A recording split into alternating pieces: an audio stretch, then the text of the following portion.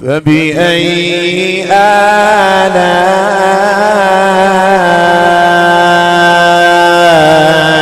ربكما تكذبان.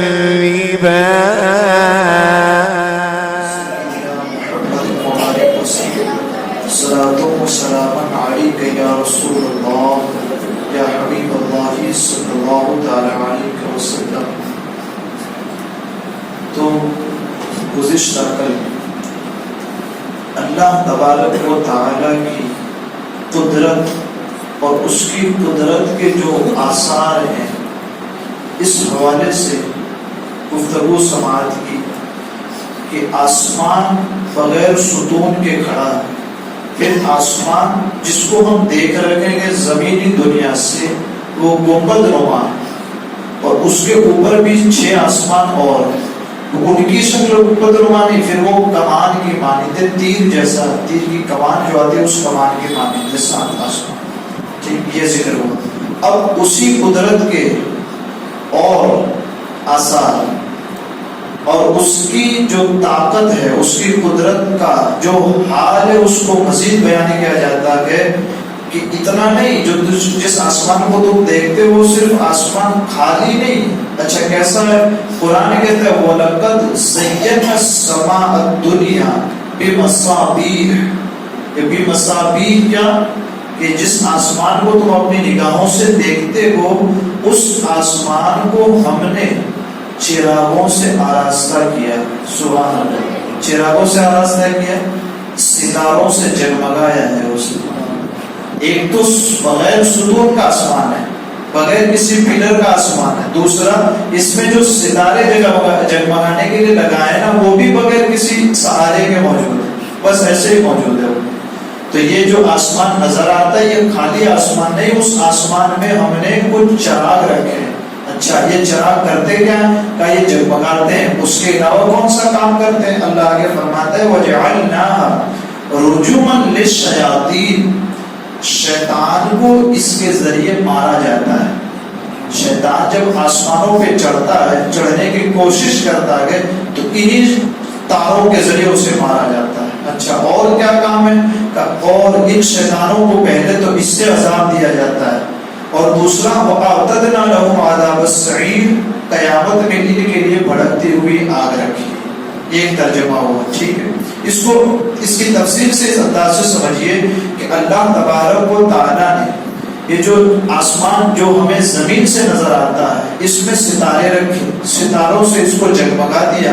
اب ان ستاروں کو رکھنے کا کام اور مقصد کیا ہے کہ رات میں جب تاریکی چھا جائے تو یہ ستارے تمہیں روشنی دے کر تمہارا راستہ روشن کریں گے اور تمہیں اس میں اپنے کام کرنے میں آسانیاں.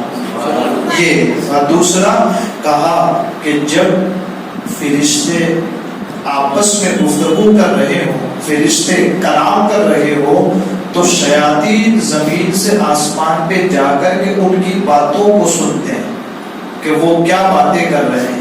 تو یہ جو تارے ہم نے رکھے ہیں ان تاروں کے اندر سے آگ نکلتی، آگ کی لپٹیں نکلتی ہے، چنگاریاں نکلتی ہے. تو وہ چنگاریاں ان پہ گرتی ہے اور ان کو مارا جاتا ہے اور اس آگ سے ان کو جلا دیا جاتا ہے.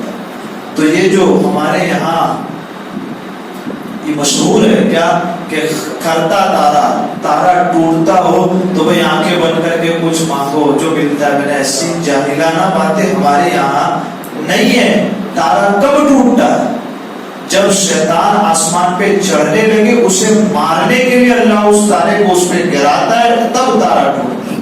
تو وہ جگہ تو لاہور پڑھنے کی ہے، اعوذ باللہ من الشیطان الرجیم پڑھنے کی ہے کہ شیطان فرشتوں کی باتیں سننے کے لیے آسمان پر چڑھا تھا، اللہ نے اسے عذاب دے کر آسمان سے زمین پہ گرا دیا. تو یہ اس جو رسم ہمارے اندر بچوں میں جو آتی ہے یہ آتا اسکول سے. یہ جو اسکول میں حساب پڑھاتے ہیں وہ وہاں سکھایا جاتا ہے یہ چیز. قرآن یہ کہتا ہے وہ جگہ نہیں ہے. ہاں دعائیں قبول ہو مسجد میں آ کر اب سے وہاں کو یہاں دعائیں قبول ہو، کرتے تارے کو دیکھ کے دعائیں پھر وہاں کہاں قبول ہو. تو یہ ایک مسئلہ اس چیز کا ہے. ٹھیک، اس کو بھی ہمیں آپ کو سمجھنے کی ضرورت ہے. یہ دنیا میں شیطان کو یہاں مارا جاتا ہے، دوسرا ان کو قیامت میں ہم آگ کا عذاب دیں گے. ٹھیک ہے، یہ بات سمجھ میں آ گئی. اب اسی کی مثال دوسری قرآن دیتا ہے، اِنَّا زَيَّنَّا السَّمَاءَ الدُّنْيَا بِمَصَابِيحَ، یہاں کہا، اور یہی مثال دوسری جگہ قرآن کہتا ہے اِنَّا زَيَّنَّا السَّمَاءَ الدُّنْيَا بِزِينَةٍ لِلْكَوَاكِبِ، یعنی کہ آسمان دنیا کو ہم نے ستاروں کے ذریعے جگمگا دیا۔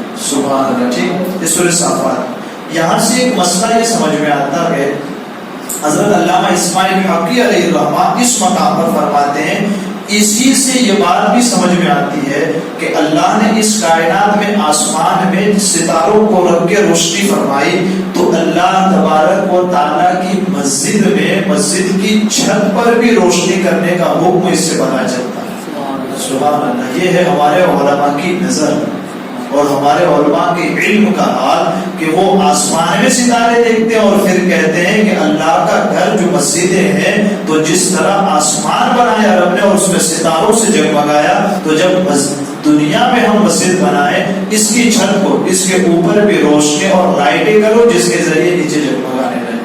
سبحان اللہ۔ تو مسجدوں میں اگر ہم ہماری طرف سے لائٹیں دیں اور جس کے ذریعے مسجد میں روشنیاں اور جگمگائیں، تو یہ کوئی خلاف کے کوئی ایسا کام نہیں ہے جس کی وجہ سے ہماری پکڑو، بلکہ یہ ایسا بہترین اور عمل ہے، ایسا سنت والا عمل ہے کہ جس کے کرنے پر ہمیں ثواب دیا جائے۔ سبحان۔ اور اس کی مثال آخری دے کر بات ختم کرے کہ جب حضرت عمر بن خطاب رضی اللہ تعالیٰ نے لوگوں کو نماز تراویح کے لیے جمع فرمایا، اس وقت حضور صلی اللہ علیہ وسلم کے دور کے بعد جب جمع فرما دیا، ایک مسجد کے اندر لوگ اکٹھا ہو کر نماز تراویح ادا کرنے لگے، تو اس وقت حضرت عمر بن خطاب رضی اللہ تعالیٰ نے جو مسجد نبوی ہے اس میں کندیریں لگائی تھی۔ لائٹ ہوتی نہیں تو کندیریں، یہ چراغ کی کندیریں ہوتی تھی جو لٹکتی اور اس میں دیا جلتا رہتا۔ ٹھیک ہے، تو اس پر مولا علی شیر خدا مشکل کشا حضرت علی مرتضیٰ رضی اللہ تعالیٰ نے فرمایا، اے عمر بن خطاب، آپ نے ہماری مسجد کو روشن کیا، آپ نے ہماری مسجد کو روشن کیا، اللہ تمہاری قبر کو روشن کرے۔ تو یہ اصل مسائل یہاں سے بھی سمجھ میں آتے ہیں کہ ہمیں اگر کچھ کرنا ہے ہماری قبر کے لیے تو اللہ کی مسجدوں کو روشن کریں۔ اگر اللہ کی مسجدوں کو روشن کریں گے انشاءاللہ اللہ ہماری قبروں کو روشن فرمائے گا۔ اللہ تعالیٰ مجھے آپ کو کہنے سننے سے زیادہ علم و عمل کی توفیق عطا فرمائے۔ قرآن مقدس کو سیکھنے، سمجھنے، اس کے ترجمے تفسیر کو دل میں اتارنے، لوگوں سے بیان کرنے، اس پر عمل کرنے کی بھی اللہ تعالیٰ اپنے حبیب کے صدقے میں توفیق عطا فرمائے۔ ہمارے کہنے میں، سننے میں، عملاً ضرورت کوئی خطا ہوئی ہو اللہ عز و جل معاف فرمائے۔ استغفر اللہ ربی من کل ذنب واتوب الیہ، وصلی اللہ تعالی علی خیر خلقہ محمد وعلی آلہ واصحابہ اجمعین۔